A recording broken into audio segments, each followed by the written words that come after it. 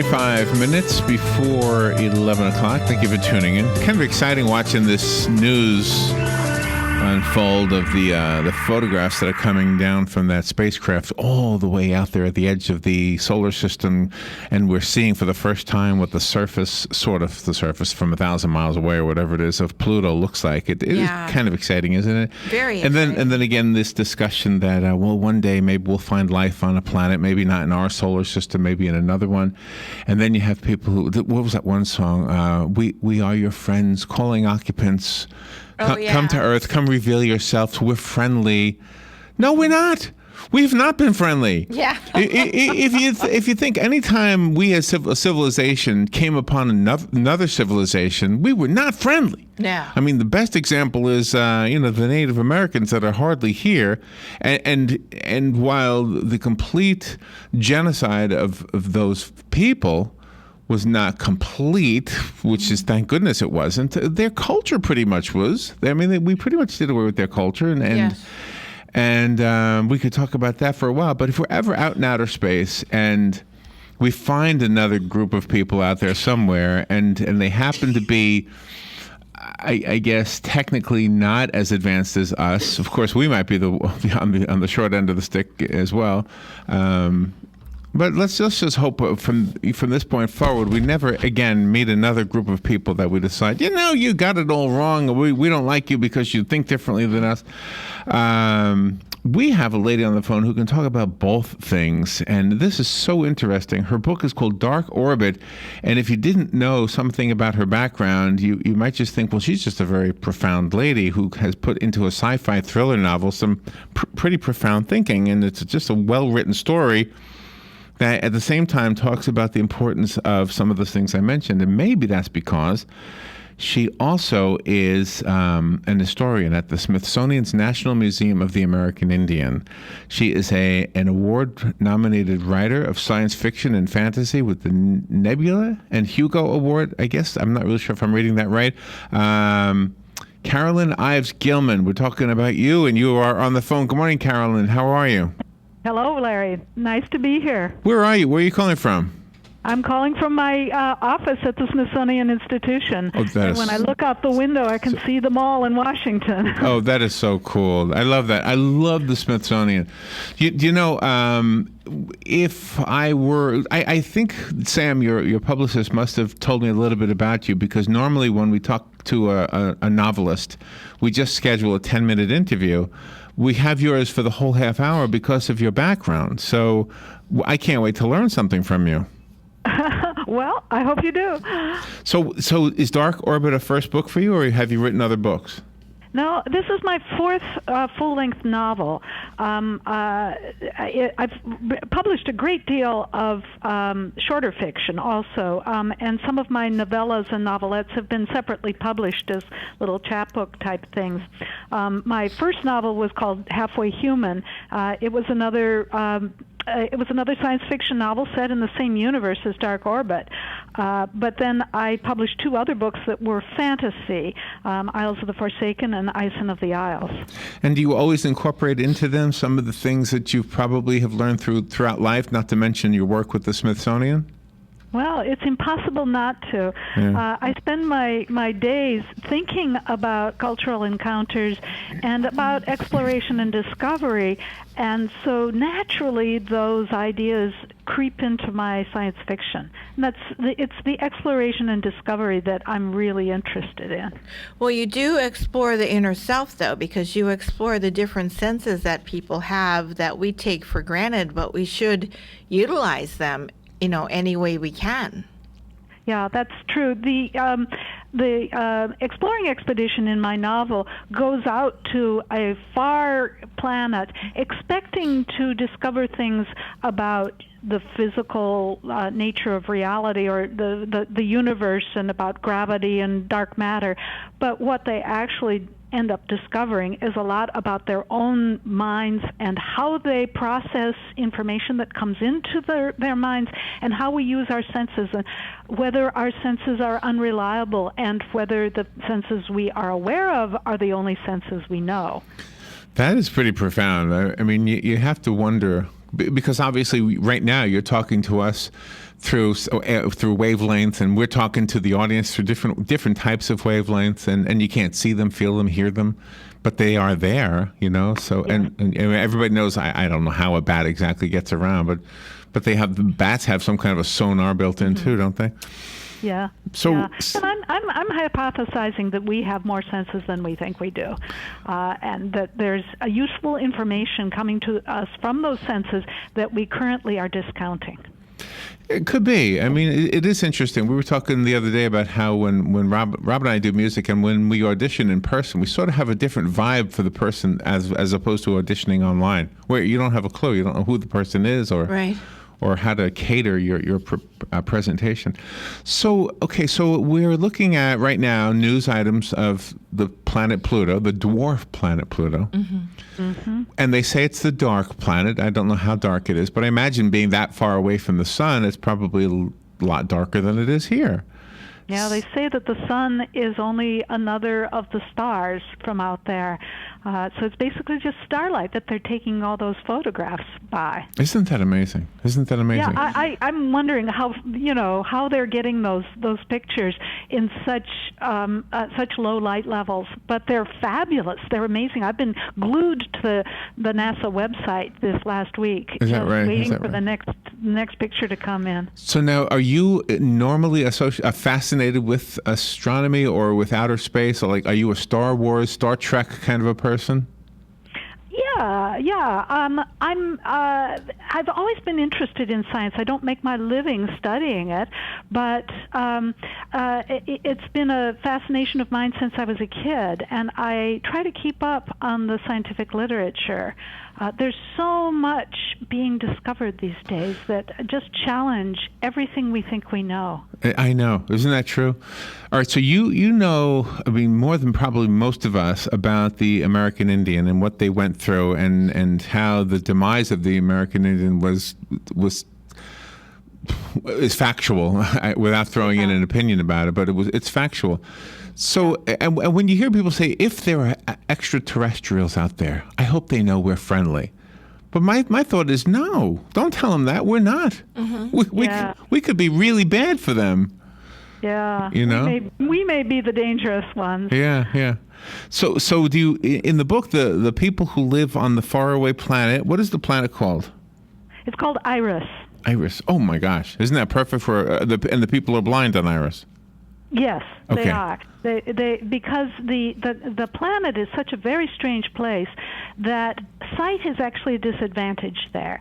The forests on Iris are like mazes of mirrors, and the leaves cut like razors, and space itself is unstable, and it's apt to crinkle up into five-dimensional folds. So you can't trust what you're seeing. Because what you're seeing may not actually be there.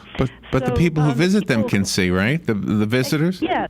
The exploring expedition that arrives there are sighted people just like ourselves, and they realize that this is such a strange corner of the universe that they can't approach it the way they normally do, through scientific methods and through measurement and classification and all those methodologies that we use.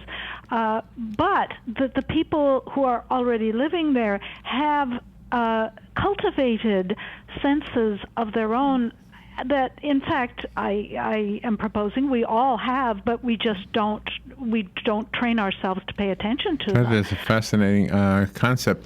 All right, Carolyn, let's take a little break, and we'll be right back. The book, again, is called Dark Orbit. It's a science fiction thriller novel, and if we're going to pick Carolyn's brain a little bit about what she does over at the Smithsonian regarding the Native American population of this continent that we moved in on.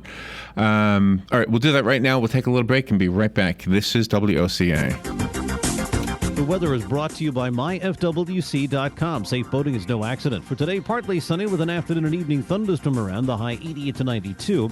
Partly cloudy and warm overnight, low 74 to 78. For tomorrow, sunshine mixing with clouds with a couple of thunderstorms around during the midday and afternoon hours, high 88 to 92. And for Friday, more clouds and sun with a thunderstorm or two likely, high 87 to 91. From the Florida Weather Center, I'm meteorologist Joe Lundberg.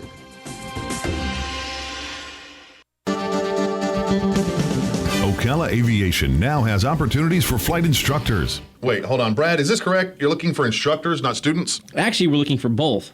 Well, that's descriptive. Well, I need flight instructors because we're now affiliated with a major university and can offer 4-year degrees. Plus, we're also approved to work directly with VA students. Okay, so a degree in what, and what's a VA student? Well, it's a bachelor's degree in aeronautics, which includes a commercial pilot's license, and there's financial aid available. By VA students, I mean veterans. They now have access to new benefits to pay for flight training. Okay, so you have new opportunities for new students. What about the instructor side of it? Well, with new students, we need more instructors. Oh, yeah, that makes sense. So, if anyone out there is a flight instructor, I want to encourage them to come see me. And if they're not an instructor but have their commercial license, we can help them become an instructor. So they get their instructor license and have a job too. Exactly. So you got a lot going on. The VA, the college, and now hiring instructors and future instructors too. Yep. So now can we get the commercial started? Already ahead of you. Call Brad to get your adventure started today at Ocala Aviation, 861-7484. Hi, I'm Seth with AA Lock, Dock, and Security. Have you ever thought about the locks or security on your house or business? Have you ever wondered why the keys to your new car cost so much? Well, at AA Lock, Dock, and Security, we can help with securing your valuables. We can even replace those expensive transponder keys. We can give you the knowledge that no one else will. Call AA Lock, Dock, and Security at 867-1965. That's 867-1965. La Famiglia Pizzeria has moved into Ocala. Stop by today at 2504 Southeast 17th Street and see for yourself what everyone is talking about. Awesome place. I never get pizza anywhere else. Great New York style pizza and dishes. Best pizza in Ocala. One trip and you'll agree La Famiglia Pizzeria is the best. La Famiglia Pizzeria. Stop by for a pizza that you'll love or call in and order yours for pickup. 352-245-2419. La Famiglia Pizzeria. Hey, Matt, I know Sunrise Automotive does auto stuff, but I need some tires for my truck. Can you recommend someone? Yes, I can. We do that. No, I mean, I need them installed and balanced and all that. Yep, we do that. Well, my son needed his windows tinted. Yep, we do that. I need my seat replaced. Yep, we do that too. I need a new roof line, and a new spoiler, and a new trunk. Yep, we can even do that too. Okay, I get it. I suppose you can also do a radio show too, huh? Well, as a matter of fact, join me every Monday at 10 for auto repair with personal care here on The Source. Of course you do. All right, 12 minutes before 11 o'clock. Let's return to our guest and talk about her book. She is Carolyn Ives Gilman. The book is called Dark Orbit. It's a sci-fi thriller novel. Yeah, I wanted to tell you something real quickly because I know this is going to connect to what we're talking about, Carolyn. I saw this video the other day, and they were whoever made the video was having some fun with young children, not young children, but like 15-year-old teenagers, and they sat on a table in front of them a pile of encyclopedias. And they were like, whoa, what are all these books for? Do you know what these books are? And they would look at the books and read them and say, oh, these are encyclopedias. They knew the word because you can have an encyclopedia online. But they had never seen this collection of books before that we came to know when we were kids as encyclopedias. So they said, all right, we want you to look up things. And they would give them like a subject to look up. And then they would finally find it. They figured out how to use the books. And they said, this is so primitive. This takes so long to look up anything. And I was thinking to myself that the information may be the same, but the speed at which we get information nowadays is so fast compared to what it once was. Yeah. Isn't it, have you had the experience of getting terribly impatient with your computer because it's not calling up the information, in 10 seconds? It's taking 30 seconds instead. And it seems like forever now. We have been trained to expect that instant gratification. And most of the time we get it. And so when you talk about learning things in a new way, I mean, we're seeing that happen around us right now. Like if you were, for example, to take the example of the encyclopedia, I remember as a kid going to the encyclopedia to try to do a report, let's say for school, and then knowing full well these encyclopedias are 10 years old. They don't have what I need. I need to go to the library. So your 30-second story right there. It takes 30 seconds to get the information now on Google, and we're impatient. Mm-hmm. But back then I had to get on my bicycle. I had to ride it down to the library, So we're literally talking about probably a 5-hour adventure, right? Yeah. Yeah, absolutely. Wow. When you talk about senses, though, one sense that always amazes me is when somebody says something and then all of a sudden I automatically get goosebumps. I mean, we're not touching, there isn't anything physical, but it's something that streams through the body from the heart or wherever it comes from. Do you explore that in your book?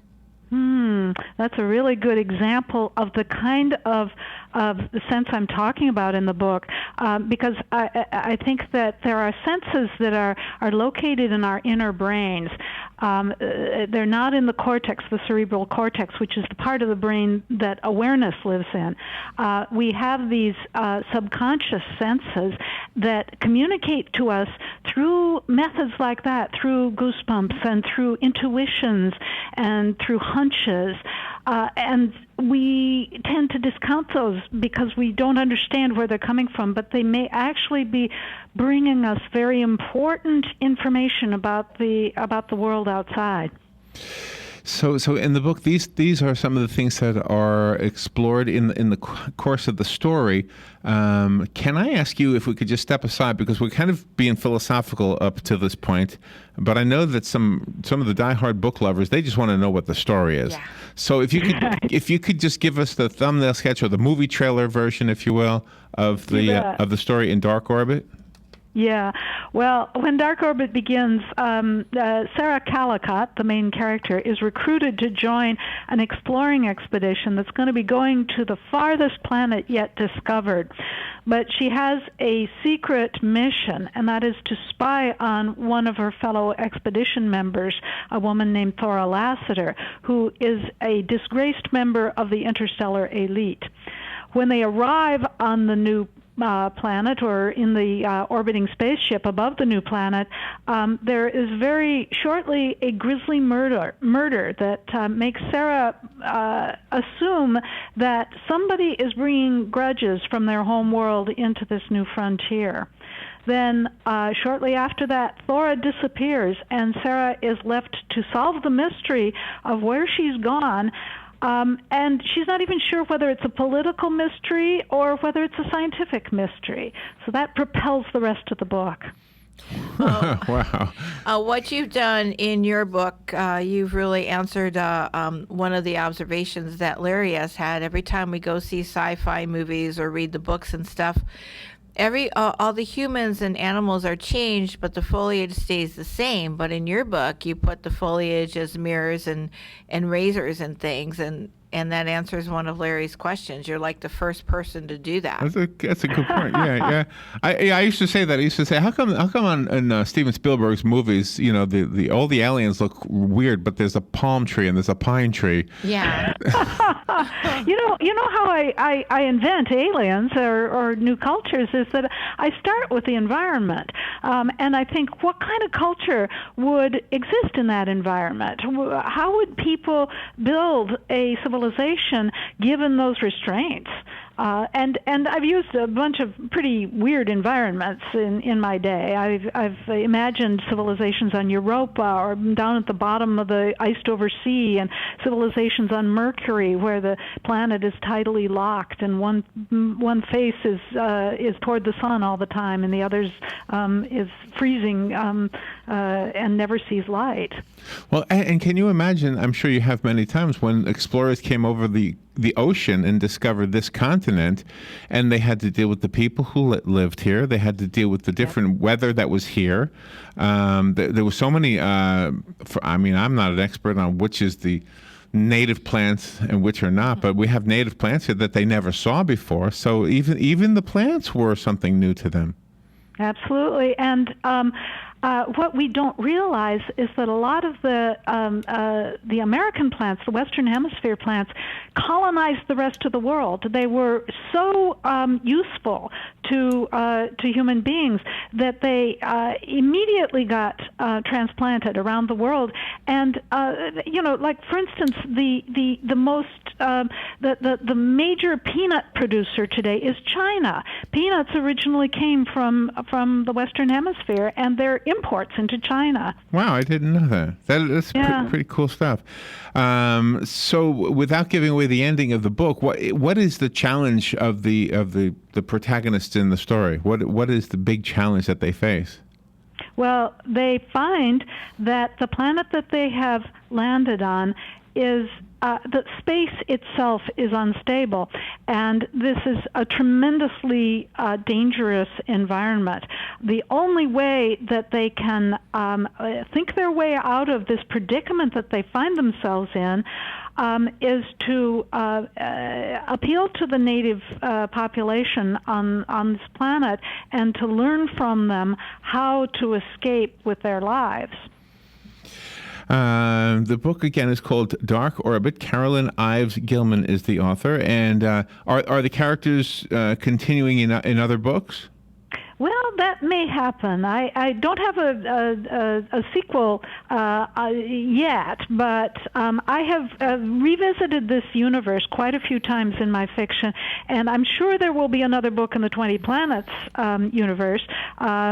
So we just have to see what happens. Is it an escape for you? I mean, it's obviously reading this kind of book is an escape for the reader, but what about for the writer? Do you also escape through this story? Oh, absolutely. I spend my days in the past and thinking about things that happened in the 19th century and the 18th century. And then I go home at night and I spend my evenings in the future. And I spend them on other planets.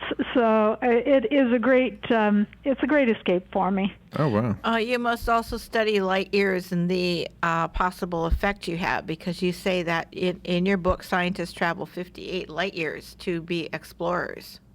Yes, and there's a class of people in my 20 Planets universe that are called wasters, that are interstellar migrants, and they're constantly up against the difficulties of travel.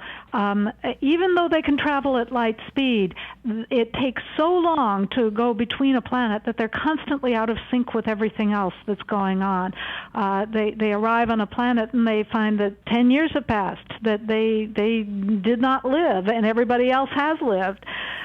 So that gives me a lot of material for setting up interesting situations. Wow. Wouldn't it be something if we came to a place where there was plenty of knowledge, but we didn't know how to get any of it? And it sounds like it sounds like in the story you have circumstances where obtaining knowledge is in itself a challenge.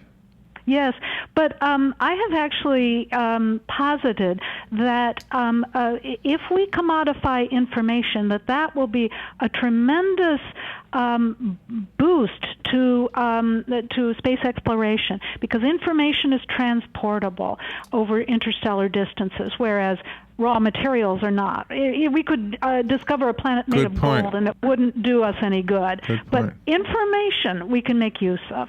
All right. Carolyn Ives Gilman, thank you so much for being on the air. If you're listening and you would like the copy that was sent to us, Dark Orbit, you can call me right now. I'll put your name on it. It'll be waiting for you.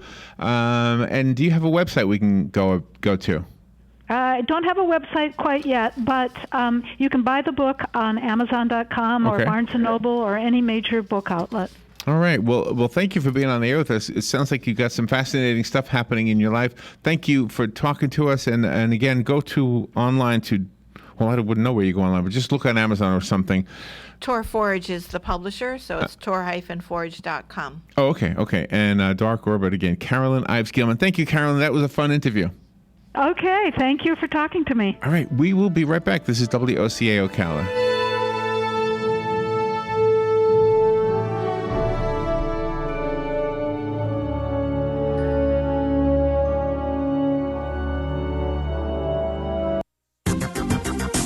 The weather is brought to you by myfwc.com. Safe boating is no accident. For today, partly sunny with an afternoon and evening thunderstorm around, the high 88 to 92.